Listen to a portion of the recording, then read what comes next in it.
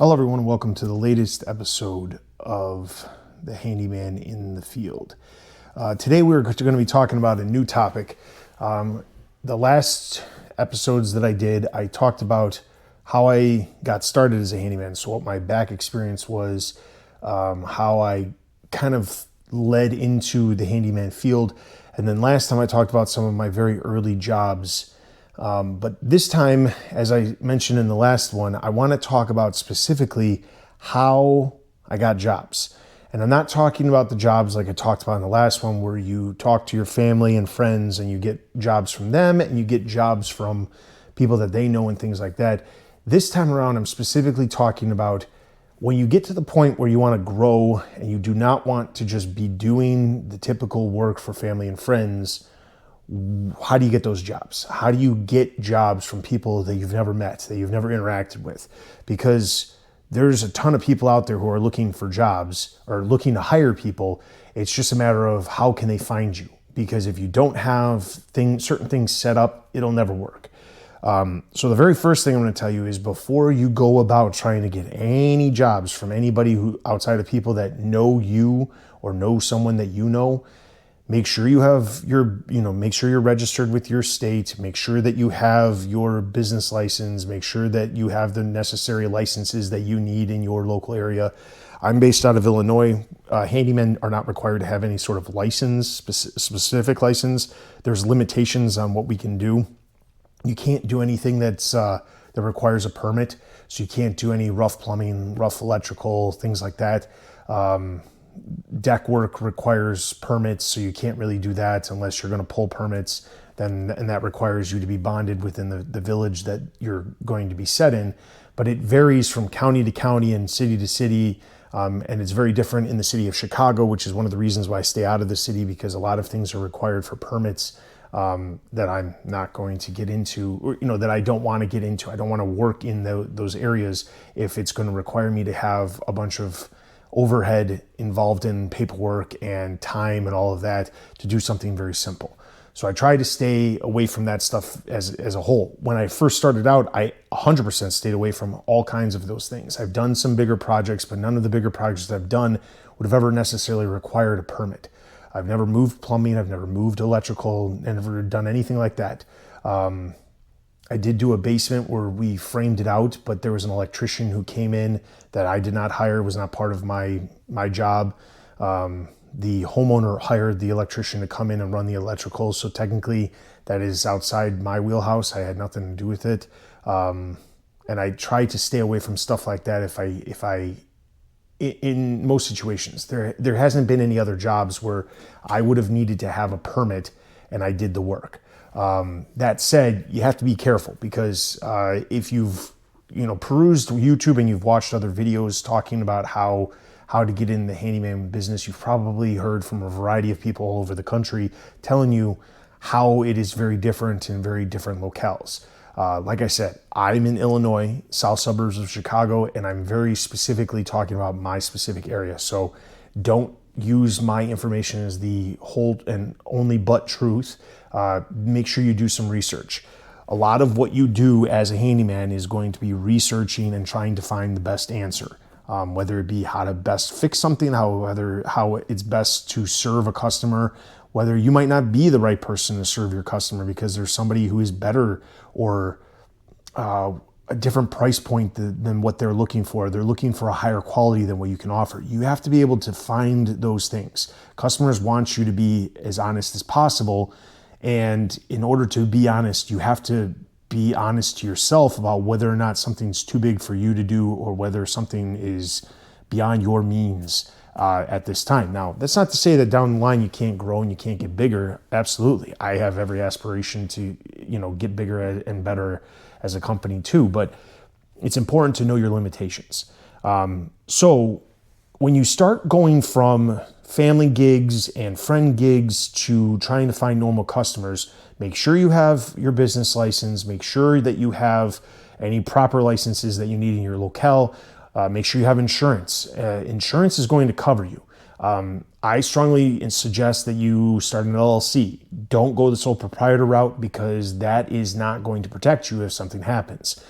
Just as an example, if you were to do something like change out a faucet and you misconnected something and there was a small leak, and you end up being, let's say you do this at a rental property, and the rental property is managed by a relatively large local company, but the property, what you don't know is that property is actually owned by a larger conglomerate that owns tons and tons of rental properties all over the place. That property sits vacant for 6 months. When they go to show it finally, after they let it sit for a while, and they go to show it because rents are where they want them to be and the market's in their favor, when someone goes and visits the house and they find out that the water leaked and it's something that you did, guess what? That company is going to come after you, and that company is going to be bigger, and it's going to be bigger than you. And there's no way for you to get away from the mistake that you made, but having an LLC will protect you and your family's assets from what the company has and the mistake that the company made. So just be aware of that, because it's very important, and I strongly suggest not going the sole proprietor route. So what do you do after you have those things? The first thing I would suggest to do is to create a Facebook business page.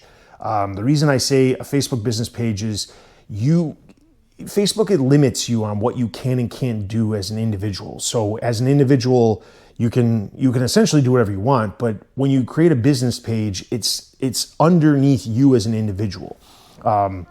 So what ends up happening is that you cannot, the business cannot go posting things on their own. It has to be the individual who's posting things. So what ends up happening is, because that profile, that business page, is linked to your personal profile, you can immediately invite people that are part of your friends group on Facebook. They'll be able to get notifications, and you'll ask them to be a fan of your page or be a member of your page, depending on what type of page you create. And when you do that, they'll actually see the posts, and they can also then comment on them and share on them if they follow your page. Most people that you're close with, they'll probably follow, and they might not interact with your posts, but the idea is that it'll constantly be there as a reminder, where it might pop up in their feed. They start searching something related to, getting some work done, getting some handyman work done, and all of a sudden in their main feed on their main page, they'll start seeing your posts, because Facebook is really good about finding things that the people are interested in. So by inviting those people, you're already there. The important thing with a Facebook page is that you have to have posts. At one point, I was doing 3 different posts per week, and you can schedule these out. I was a big proponent on, I'm not personally on Facebook that often. I have a Facebook page, but I don't like Facebook. I don't like spending a lot of time on there. Nowadays, especially now more than it was 5 years ago, it feels like everybody's trying to rage bait everybody. And I have no desire to spend my time, reading nonsense that's just trying to agitate people. That said, there are still plenty of people who use it. And the Facebook group or demographic skews a little bit higher than I think a lot of people realize. It skews towards a range of people who typically have a house, have money. It's not people who are necessarily, it doesn't necessarily skew younger. TikTok, Instagram, those things skew younger to a younger audience. Facebook has kind of gone a little bit higher when it comes to the average age of the user. Now, what's important with these posts that you do is that you have something where it can be very simple. So what I used to do was I used to take pictures at a job, a before and an after. It's as simple as one picture and another picture. You're going to end up having to do this, and I suggest doing this down the line regardless. If you've watched This Week in the Field, you've seen some of my before and after pictures. The pictures I take now are not exactly the same as what I used to do, but basically I used to take what I would call beauty shots.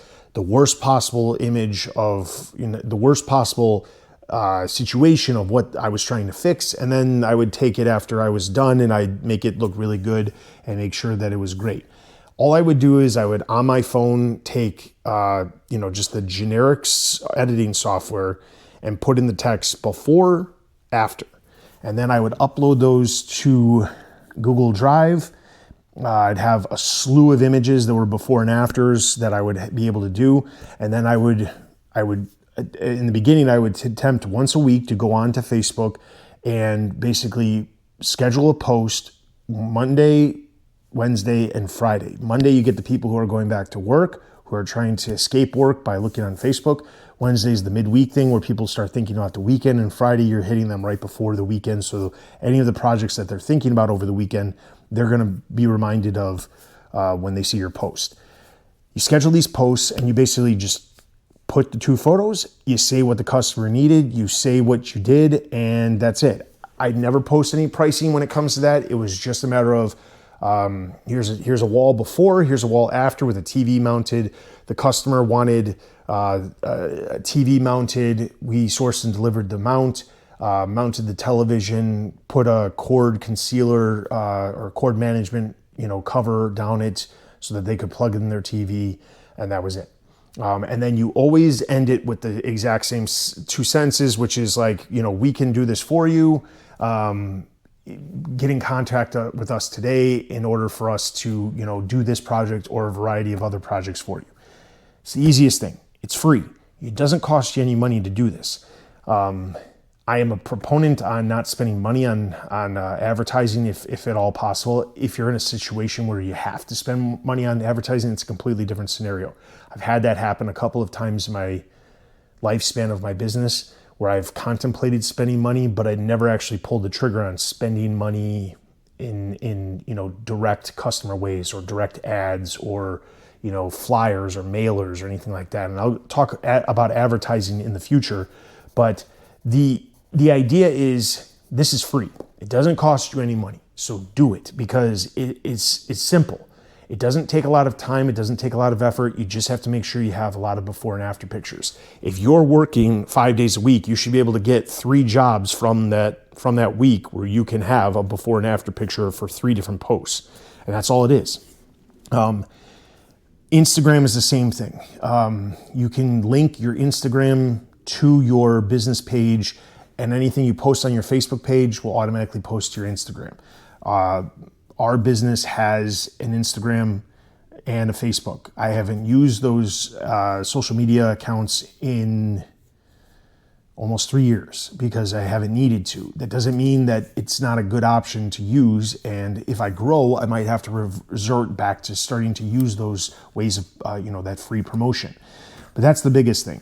Another thing on Facebook that you need to pay attention to is groups. If you're not familiar with Facebook and you don't use it very often, it is going to be a slight learning curve. But you can search for groups that are in your specific area.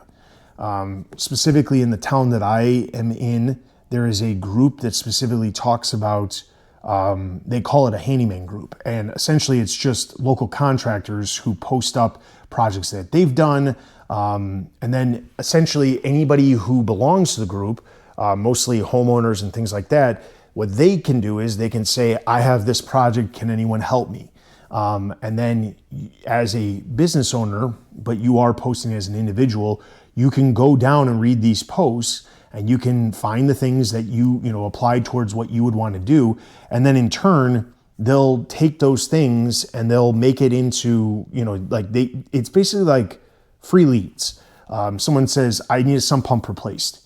You can see that and say, I can do a sump pump replacement. So you just say, I can take care of that for you. Private message me. Or you can, some groups are specific about their rules. Some don't say, some are specific about don't post your phone number or your contact information, just private message. But then you can also directly private message that person because you're part of that group. There's a lot of groups. There's an insane amount of groups, and I don't think that a lot of people realize how many different groups people are in. The subdivision that I live in has a group. The subdivision next to my subdivision has its own group, and they're like local little things. And some of the other social media out there, Nextdoor. I personally don't use Nextdoor. I've never really used it. Now, I have had some of my customers refer me and promote me on Nextdoor, but that wasn't because I asked them to. It was just because that's how they, that's the avenue that they use. They were happy with the work. They made a post about the business and said, I really appreciate the fact that they were able to do what they needed to do. I'll be honest, about 2.5 years ago, I was getting a lot of business from Nextdoor. A lot of people were saying, oh, I got recommended by somebody on Nextdoor. And I was like, I don't even know who it is. because I'm not on Nextdoor, so they didn't link me specifically to the post. So I haven't the foggiest idea which one of my customers did it, but it reached a large crowd, and it was very area specific in the sense of like Nextdoor is very like it's a very small range. You're only going to see posts within a 10-mile radius normally of where you live. So when someone promotes somebody and says, this handyman took care of a bunch of stuff for me, they could do this for you too, or something like that, people will find that and people will call you. I had a lot of customers who found me on Nextdoor. And that had nothing to do with me doing anything on there. So I'll tell you another free one. One of the things that you can do, and it's going to depend on your area, but there are some smaller towns where I live, near where I live, where they have small hardware stores or small lumber yards and things like that. Some of these places have bulletin boards, and you are able to like post your business card on the actual bulletin board, and you can get work because people will go to the hardware store needing to take care of something, and they'll purposely look for somebody to take care of something for them. That's a good avenue. I can say I never really used it, but I remember debating on using it and going around when I was very early on. One of the things that I'll tell you to stay away from, and it's not that I cannot sit here and say that I explicitly know how this works or doesn't work, because it's not something that I did, but I did have just a tiny bit of experience with it. And that is Home Advisor, Angie's List, and there's a bunch of other ones that are like that too. But I did not have a great interaction with those companies. So because of that, I don't suggest using them. The reason I specifically say don't use them is not because, like I said, I have a bad experience or anything. And honestly, I've had very little experience. When I first created the business, within the first 6 months of like registering with the state and having insurance and things like that, I'd start getting phone calls from Home Advisor and Angie's List. And they'd essentially try to, like, I'd see the caller ID and it would say it was, Home Advisor. I pick up the phone, they talk about, oh, we're looking for a handyman in your area to add to our list. And I'll be honest, it sounded enticing. I never really pulled the trigger because at the time I wasn't looking for a lot more work than what I already had. It wasn't a necessity to have a ton more work. So because of that, it really didn't feel necessary for me to do it. Now, I've heard stories about how certain places will charge for leads and things like that, or people will search those websites out to seek out somebody to do some sort of work, and then in turn they'll send those leads to you, and then it's up to you to sell. But the thing is, you still have to pay them for those leads. I've heard versions where you don't if you pay a certain level of subscription to those sites and those companies, you have the ability to interact with customers faster before anybody else. So that way you're not fighting for the same customer. My thought process behind this is that if you do a good enough job, referrals are your biggest thing. The biggest thing that I can suggest when it comes to Handyman, I still got a couple of more that I'm going to talk about, but referrals are the most important thing that you can have. I've talked about this on a past episode. One of the very first handyman that I found on YouTube was the Handyman. His name is Mike. He had a bunch of handyman videos, but then he also had the handyman business videos. And one of the things he preached over and over again was, do not try, or don't spend a bunch of money on advertising. Word of mouth is the best way to get customers. And I can attest, after being in business for 5 years, that 100% that is the right way to go. And the reason why is because of this. If you do a very good job, you do a good job for a customer, that customer is more likely to spread the word about you to their friends who are probably very similar demographics when it comes to income levels and things like that. Chances are they're probably in a very similar location, like they're not like super far away and things like that. And those people are much more likely to hire somebody based off of someone they know and trust saying that this person did a great job.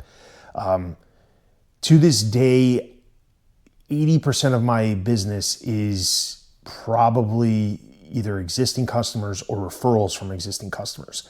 I still get a steady little trend, a steady little flow of new customers. On a weekly basis, somebody finds me, but most of my customers are repeat customers who keep coming back because they trust that I can do what they need me to do, and they found me because somebody they know told them, hey, you can trust this person to do what you need to do. Referrals are 100% the easiest thing. And the easiest way I could suggest this is go about getting business cards made. It's not that expensive. It's like $50 and you can get like 1,000 business cards on Vistaprint or something like that. There's plenty of other companies. I knew I used Vistaprint years ago for my business cards, which I don't have one now. But when I started, even when I had my partners, I had business cards. Every single time I went to a customer's house, either for an estimate or for a job, and I met them for the first time, I'd hand them 2 business cards. One was for themselves and one was for them to give to somebody else. And if you do a really good job and they already know people, chances are before you even leave their house at the end of that job, they're going to say, oh, I have a couple of other people who are interested in getting some other work done. Can I get some more business cards? That's the best thing you can have happen, because then you have a bunch of business cards, you give them, 5, 6 more, and they pass them out to people that they know. They're then going to tell that person as they give that business card to them, they're going to tell that person how good of a job you did. They're going to be the best form of advertising you could possibly ask for, because a one-on-one testimonial from somebody in person while they're handing your free little advertisement of a business card over is probably the best way you can get a customer. That's the best thing. Now, obviously that you have to get customers in order to be able to keep getting the referrals. So how do you get the customers?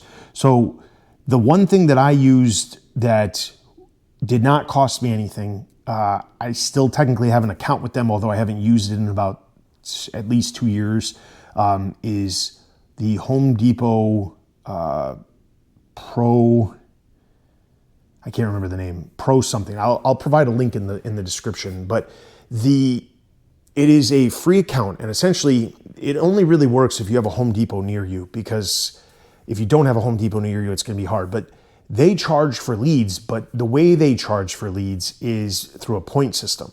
And the point system is based off of you purchase things from Home Depot by linking your Pro Extra account to this Pro account. And what happens is they charge you for leads with these points. But the way it works is that if you are consistently going to Home Depot to buy materials, you're going to rack up points regardless. I think it's a 1-for-1 or a 1-for-2. I can't remember what the conversion is, and it might have changed since I used it, on a regular basis. But essentially, the way it works is when you buy something at Home Depot, you accumulate points. You can go into the system, and what you can do is you can choose certain tasks that you are good at. So they have a plumbing, electrical, they have a general labor section, they have a couple of other sections. There's a painting one. I think there is now an actual handyman section, but essentially under each one of these tabs is probably like 40 to 50 different jobs. Shutter repair, ceiling painting, mailbox installation. They have appliance installation for, dishwashers, refrigerators, washers, dryers, all that stuff. They have essentially tasks for everything you could possibly imagine. Now, I say that, but it's not everything. They don't have they have cabinet installation, they have door installation, they have window installation. They have things that are beyond what I do. There was things in plumbing and electrical that you can have, but depending on where you are, you have to have, you have to be a licensed plumber, electrician in order to say that you can do those certain things, and you have to provide it. The only thing that's required of you is you have to get a background check, which I think was like $50 or $60 to pay for the background check. You have to have a copy of your business or your insurance to show them that you have insurance, and then you have to be able to buy stuff at Home Depot to get the points for the leads. But like I said, if you're spending money at Home Depot, this is probably the easiest way to get leads. Because what happens is you go into these different sections, you check the boxes of things. Whenever somebody is at Home Depot and they're like, oh, I'm looking for someone, let's say they go up to the paint desk and they say, I'm looking for someone to paint my bathroom. Well, that's a room painting. So what the person's going to do is, here, I can take down your information, and then we have some pros that can contact you about taking care of that. There's another option. When you're online and you purchase something, sometimes they say, like, we offer installation. It's not necessarily through Home Depot, it's through this pro thing. So what happens is someone buys a water filtration system, the under the sink water filtration systems that you can have. They'll say at the bottom, do you need this installed? Now, they're not going to tell you how much it's going to cost to install it, but you can check the box, and what they'll do is they'll send your information off to pros who have, that box checked as a task that they take care of. There's a lot of tasks. It's actually kind of insane. When I first started out with Home Depot, I was getting an insane amount of leads. I was trying to stay within, I think their thing was 10, 20, or maybe it was 25. And I kept trying to stay, every time I would narrow it down to 10, the problem is that where I'm located, my zip code, there's one Home Depot and there's maybe like 4 more Home Depots within a 10-mile radius. Which I know seems like a lot because I'm sure some of you do not have, 4 Home Depots within a 10-mile radius. Anybody at any of those locations within a 10-mile radius who were asking about those specific tasks would get me referred. Now, sometimes Home Depot had a way where they would actually print out a paper that would have 3 businesses or 3 people mentioned on it. There is a picture that you have to take as well. Make sure you're clean cut in that picture that you send them, because your picture shows up and it says their profile, and then it gives a breakdown of like the tasks that you do, and then it also will give like a rating. Every time you do a job for Home Depot, they're going to give you the customer, after you're done, you say that the job was complete, the customer gets an email that says, can you rate this, rate how your job was? And those ratings are they're a big deal. I can tell you when I first started, I did not create a Google business profile, which we're going to save that for a different a different video, because we're going to get into how you get to a further degree of how you get bigger jobs. On my Home Depot account that I haven't used in a couple of years, I think I had 60 something reviews, because almost everybody I worked for, not everybody I work for, but I'd say like maybe 30% of the people I work for would get that email and just click that little, rating box, and that was great. I was at one point one of the highest rated companies in my area when it came to Home Depot for taking care of various things. And any given day I'd have 10 to 15 leads coming in. It was very hard to keep up with. And I say that knowing full well it's not always going to be like that. But I was also saying that I could do anything. This was before I tried to like narrow my scope to like do things that I knew were more profitable, I knew weren't as labor intensive, things like that. And it's important to make sure that you figure those things out for yourself, but you're only going to find those things out as time goes on. You're not going to find out about them overnight. So if you want to start really big and then start narrowing in over time, that's the best option. The last thing that I'm going to talk about is how you get to a different point. Now, let's say Home Depot, this works out. One of the things that works out the best, and it goes back to this referral thing, is that the Home Depot thing gets your foot in the door. You have to be able to land this customer. You have to be able to sell yourself and sell what you offer somebody.